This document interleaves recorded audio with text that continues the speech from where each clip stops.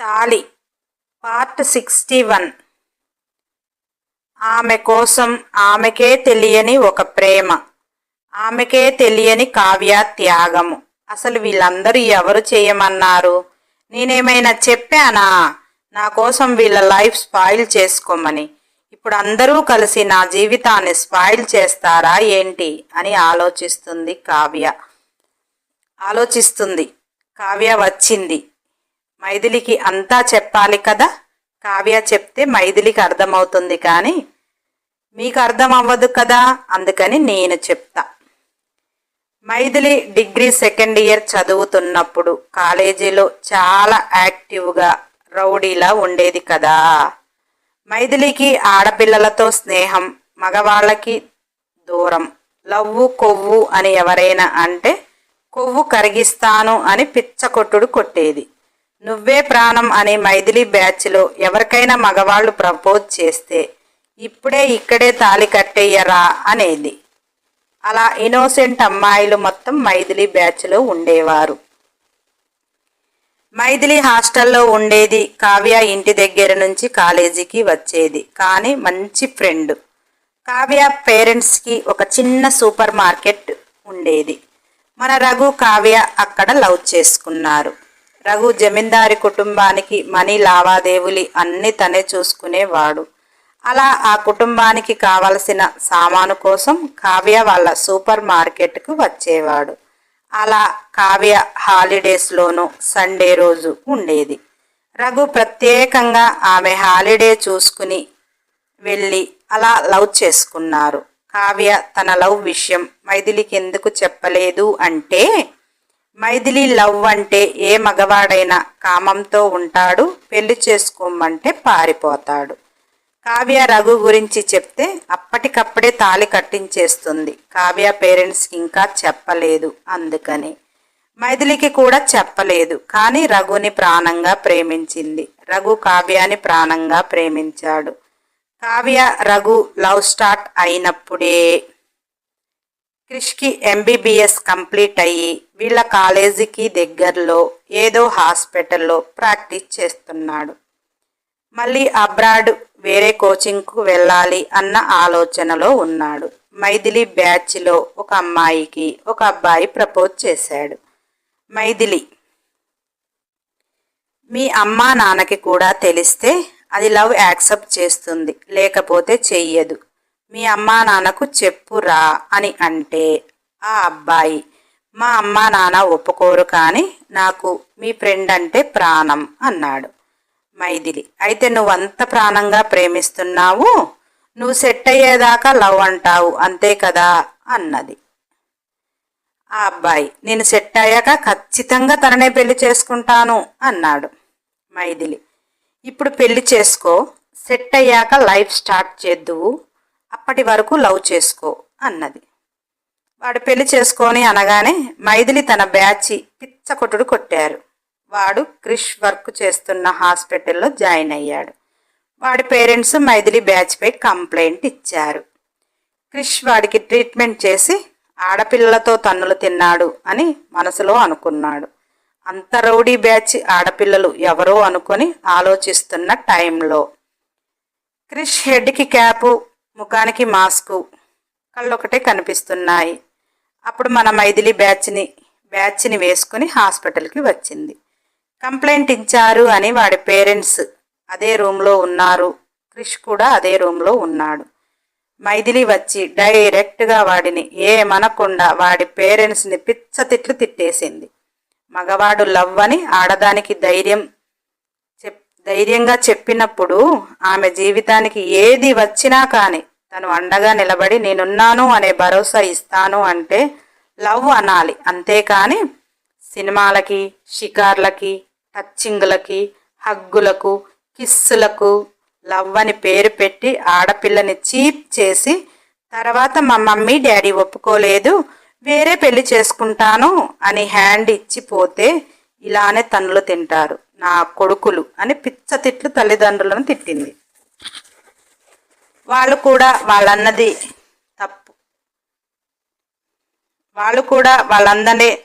వాళ్ళందనే తప్పుంది, ఆడపిల్లలైనా కానీ కరెక్ట్గా ఉన్నారు అని కంప్లైంట్ వాపస్ తీసుకునేలా చేసింది. అప్పుడు మైథిలి మాటలు విన్న క్రిష్కి మైండ్ దొబ్బింది. ఫస్ట్ లుక్లోనే మైథిలి డేర్నెస్, మైథిలి మాటలు అతని హార్ట్లోకి పోయాయి. మైథిలిని చాలా అపురూపంగా చూసి క్రిష్ కూడా ఆ రోజే మైథిలికి ఐ లవ్ యూ చెప్పాలి అనేలా అనిపించింది. బెడ్ మీద ఉన్న వాడిని చూసి నన్ను కూడా చితక కొట్టుడు కొడుతుంది అని నవ్వుకొని పక్కన బెడ్ నాదే అవుతుంది అనుకున్నాడు. క్రిష్ అప్పుడే అనుకున్నాడు, చేసుకుంటే మైథిలినే పెళ్లి చేసుకోవాలి, అయినా తన చదువుకుంటుంది, తన చదువు కంప్లీట్ అయిపోయి తాను అనుకున్నది సాధించి ఈలోగా రామ్ కూడా పెళ్లి చేసుకుంటే తన రూట్ క్లియర్ అవుతుంది. తను చేరవలసిన గోల్ ఉంది, మైథిలి చదవవలసింది ఉంది.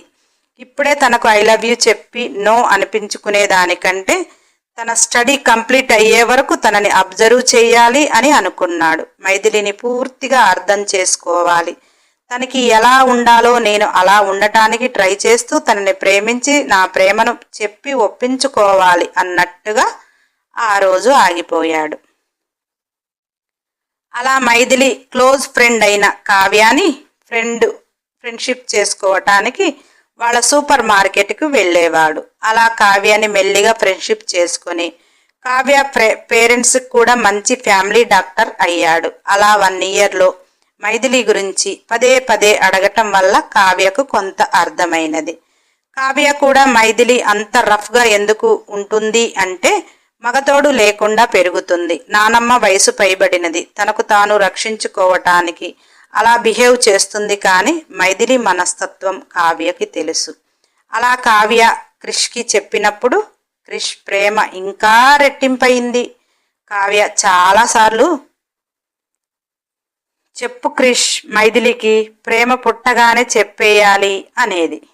క్రిష్ ఏమో తను ఎవరిని ప్రేమించదు, ఆమె బిహేవియర్ని బట్టి తను డిగ్రీ అయిపోయాక వాళ్ళ ఇంటికి వెళ్ళి వాళ్ళ నానమ్మ ముందు తనకి ప్రపోజ్ చేసి తాళి కట్టమంటే అప్పుడే తనకు తాళి కట్టి నేను అబ్రాడ్ వెళ్ళిపోయేది ఉంది, వచ్చాక అన్నయ్యకి చెప్పి లైఫ్ స్టార్ట్ చేస్తా, తనని అస్సలు మిస్ అవ్వను, ఇప్పుడు చెప్పినా తన స్టడీ డిస్టర్బ్ చేస్తాను, డిగ్రీ అయిపోగానే తనతో పాటు ఊరెళ్ళి వాళ్ళ నానమ్మ సమక్షంలోనే చెప్తాను, ఇక అక్కడ మైథిలి నో చెప్పటానికి ఉండదు కదా, తాళి కట్టేయమంటే వెంటనే కట్టేస్తాను అని మురిపంగా అనేవాడు.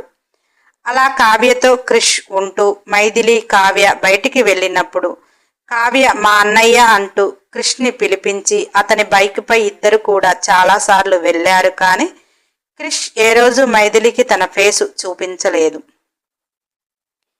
మైథిలి కనిపించిన దగ్గర నుంచి ప్రతిరోజు ఏదో ఒక ఫోటో తన సెల్లులో బందీని చేసుకుని మురిసిపోయి అవి వాళ్ళ నానమ్మకు చూపించి తనకు చూపించి ప్రపోజ్ చెయ్యాలి అని అతను కనిపించకుండా మైథిలికి దగ్గరగా ఉన్నాడు. క్రిష్ ఎప్పుడైనా బైక్ తీసుకుని వెళ్తే కావ్య నువ్వు కూర్చోవే ముందు అంటే మైథిలి కొట్టే అంత పని చేసేది, మీ అన్నయ్య పక్కన నువ్వే కూర్చో అని అనేది. అప్పుడు క్రిష్కి అయితే దొంగ ముఖంది, నేనేదో ఆవిడ గారిని చూసి వెంటపడుతున్నట్టు లేకపోతే రాంగ్గా బిహేవ్ చేస్తున్నట్టు, బైక్ మీద కూర్చోవటానికి కూడా ఎంత సతాయిస్తుంది, ఇప్పటికిప్పుడు ఐ లవ్ యూ అంటే చెంప పగలగొట్టి దొబ్బేయ్ అంటుంది అని మైథిలి నో చెప్పని విధంగానే లాక్ చెయ్యాలి, నేను అనుకున్నది కరెక్టే అనుకునేవాడు. అలా మైథిలి డిగ్రీ అయిపోయే వరకు తనతో జ్ఞాపకాలను తన సెల్లులో బంధించి ప్రతిరోజు రాత్రి పడుకునేటప్పుడు వాటిని పదే పదే చూసుకుంటూ ఇంత రాక్షసివేంటే నువ్వు, నీతో జీవితం ఎలా ఉంటుందో ఊహించుకుంటేనే భయం వేస్తుంది, నేను హార్ట్ సర్జన్గా ప్రిపేర్ అవుతున్నాను, నా హార్ట్ అటాక్ తెప్పించవు కదా అని మురిసిపోయేవాడు.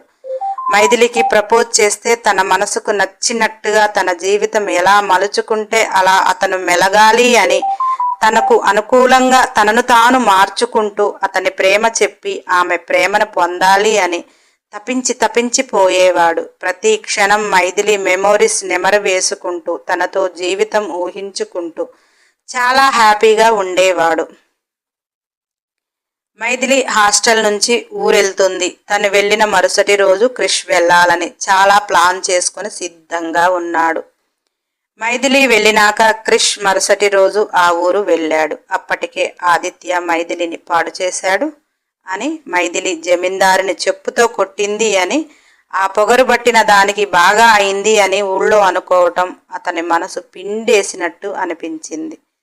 మైథిలి మనస్తత్వం ఐ లవ్ యూ చెప్తేనే తాళికట్టు, లవ్ చేయి, నువ్వు సెట్ అయ్యాక లైఫ్ స్టార్ట్ చేయొచ్చు అనే మనస్తత్వం ఉన్న అమ్మాయి ఇప్పుడు ఆదిత్య అలా చేయటం వల్ల ఎలా ఫేస్ చేస్తుంది? చాలా మొండి పిల్ల అనుకొని ఆ చుట్టుపక్కలే ఉన్నాడు.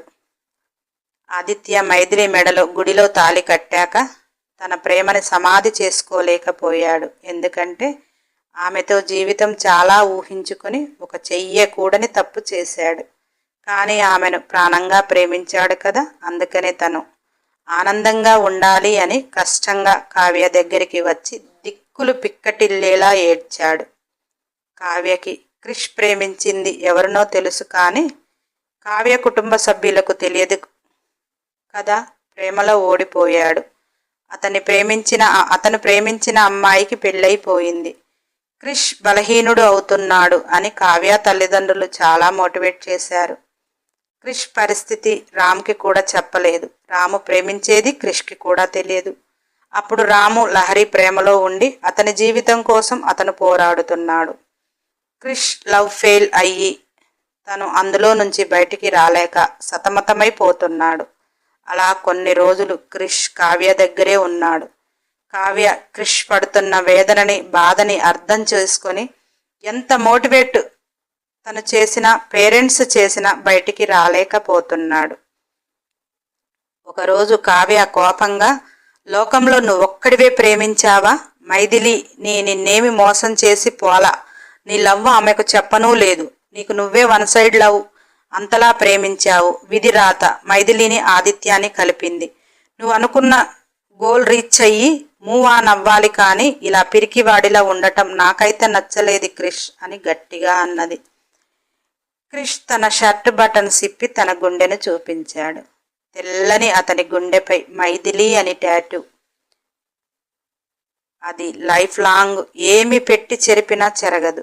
అది చూసిన కావ్య ఒక్కసారిగా కుప్ప కూలిపోయి, ఏంటి క్రిష్ ఇంత పిచ్చి ప్రేమ? దానికి నువ్వు ప్రపోజ్ చెయ్యకుండానే ఇంత ముందుకు వెళ్ళటం, ఇప్పుడు నువ్వు వేరొకరి జీవితంలోకి వెళ్తే ఆ టాటూ మీ ఇద్దరి జీవితాన్ని, ఓ మై గాడ్ అని కావ్య జుట్టు బిక్కుంది. తన గుండెపై మైథిలి అని టాటూని చూశాక కావ్య రఘుకి నో చెప్పేసింది. ఎందుకంటే రఘు ఆదిత్య దగ్గర ఉంటున్నాడు. రఘుతో కావ్య జీవితం పంచుకుంటే ఆదిత్య మైథిలి ప్రేమించి పెళ్లి చేసుకోలేదు, పెద్దలు కుదిరించి పెళ్లి చేసుకోలేదు. వాళ్ళిద్దరి సంసార జీవితంలో ఏ చిన్న కలతలు వచ్చినా తాను చూస్తూ ఇంతలా ప్రేమించిన క్రిష్ని వదులుకొని ఏంటే నీ జీవితం అని ఏదో ఒకరోజు ఖచ్చితంగా బయటపడుతుంది. ఎందుకంటే క్రిష్ మైథిలితో తప్ప జీవితాన్ని వేరే వారితో ఊహించుకోలేదు కనుకనే అలా చేశాడు. అతని గుండెపై అంత మచ్చ. అతని లవ్ చెప్పి వేరే వారి జీవితంలోకి పోయినా ఆ మచ్చ చెరిగిపోదు. అతని మనసులో మైథిలి ప్రేమ తరిగిపోదు. వచ్చే జీవిత భాగస్వామి సహించలేదు. ఇవన్నీ తెలిసి మైథిలికి చెప్పకుండా ఉండలేదు. ఆ భయానికి కావ్య మైథిలికి రఘుకి దూరంగా ఉండాలి అని ఫిక్స్ అయిపోయి దూరంగా ఉంది. క్రిష్ పిచ్చివాడిలా జీవితం కోల్పోయినా అతను చేసే డ్యూటీలో కొంత రికవరీ అవుతున్నాడు. ఆ టైంలో ఆదిత్య మైథిలిని తీసుకుని అదే హాస్పిటల్కి చెకప్కి వచ్చారు. వాళ్ళకి తెలియకుండా క్రిష్ ఆదిత్యకి హార్ట్ ప్రాబ్లం అని, మైథిలికి పిల్లలు కలగటం లేదు అని, ఇద్దరు చాలా అన్యోన్యంగా ఉంటున్నారు అని అర్థం చేసుకొని ఇక అతను ఇక్కడ ఉంటే మైథిలి కనిపిస్తే తాను చేసే పని కూడా చెయ్యలేను అని అబ్రాడ్ వెళ్ళిపోవటానికి ఫిక్స్ అయ్యాడు. కానీ ఆ రోజు ఆదిత్య మైథిలి మాట్లాడుకుంది విన్నాడు కదా. గుడి దగ్గర మైథిలిని డ్రాప్ చేసి ఆదిత్య వెళ్ళిపోతే ఆమెను చివరిసారిగా అని మనస్ఫూర్తిగా మనసు నిండా నింపుకొని అంత ప్రేమించి ఏ రోజు ఆ ప్రేమను చెప్పనూ లేదు, ఆమెతో మాట్లాడాలి అని కూడా అనుకోలేదు. కానీ ఆమెను చూస్తూ ఆ సంతోషాన్ని మనసులో నింపుకున్నాడు. ఆ టైంలోనే పాప కోసం మైథిలి రోడ్డు మీదకి వెళ్ళటం, మైథిలికి ఏదో అవుతుందని తాను మైథిలిని తప్పించి తాను బలవటం. యాక్సిడెంట్లో క్రిష్కి ఒక కాలుని కోల్పోయాడు. ఆ యాక్సిడెంట్ క్రిష్ ఉన్నాడు అని మైథిలికి ఆదిత్యకి తెలిస్తే ఎంక్వైరీ చేస్తారు అని క్రిష్ హాస్పిటల్లో తన గురించి ఎవరికీ చెప్పవద్దు అని, పోలీసులు కూడా అక్కడ కేసు లాంటిది ఏది పెట్టొద్దు అని రిక్వెస్ట్ చేసి కావ్యాని మైథిలి దగ్గరికి పంపించి తన మైండ్ డైవర్ట్ చేయమని చెప్పి తాను ఫ్రెండ్స్ హెల్ప్తో ఊరు వదిలి వెళ్ళిపోయాడు. కంప్లీట్గా అతని కాల్ని కోల్పోయాడు. సర్జరీ ద్వారా జైపూర్ ఫుడ్ పెట్టుకుని అబ్రాడ్ వెళ్ళిపోయాడు. రామ్కి క్రిష్ ప్రేమించాడు. క్రిష్ జీవితం ఇలా అయింది అని ఏ రోజు అతనికి తెలియనివ్వలేదు. క్రిష్ ఫ్రెండ్స్ చెప్తాము అన్నా వద్దు, అన్నయ్య ఇప్పటికే నా స్టడీకి చాలా పెట్టాడు, తన లైఫ్ ఇంతవరకు ఏదీ చూసుకోలేదు, నేనిక అబ్రాడ్లో సెట్ అవుతాను అని ఇండియా వదిలేశాడు. మైథిలి జ్ఞాపకాలను వదిలేయటానికి అతని గుండెపై చెరగని మచ్చ. ఆ మచ్చని ఎన్నోసార్లు అద్దంలో సర్దుకుంటూ, నీకోసం మైథిలి, నా కాలు కాదు నా ప్రాణం ఇవ్వమన్నా ఇస్తాను, నాకు కాలు లేదు అని ఏ రోజు బాధపడలేదు. ఆ రోజు నీ ప్రాణం పోతే ఇంక నేనేమైపోయేవాడిని? ఇప్పటికీ కాలు లేకపోయినా ప్రశాంతంగా నువ్వు ఆదిత్యతో హ్యాపీగా ఉంటున్నావు అని, నేను కూడా ఇక్కడ జీవితాన్ని ముందుకు నడిపిస్తున్నాను అని. తను ఏది కోల్పోయినా కానీ ఏ రోజు కోల్పోయినట్టు అనుకోలేదు. మైథిలి హ్యాపీగా ఉంటే చాలు.